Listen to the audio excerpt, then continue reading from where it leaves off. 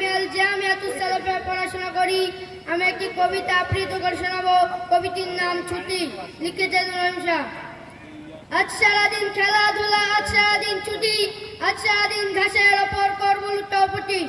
বন্ধু হবে সবুজ পাতার, দিঘির জলায় কাটবো সাঁতার, বিকাল বেলায় খোলার মাঠে মাখবো গায়ে হাওয়া, হয়তো আবার হতে পারে নদীর জলে নাওয়া। আজ সারাদিন পাখি খুঁজে ঘুরবো বনে বনে, দয়াল শালিক ময়না দিয়া হবো মনে মনে। পাখির মতো উড়তে উড়তে, আকাশ হবো ঘুরতে ঘুরতে, দূর পাহাড়ে ছুটে যাবো হরিণ ছানার কাছে।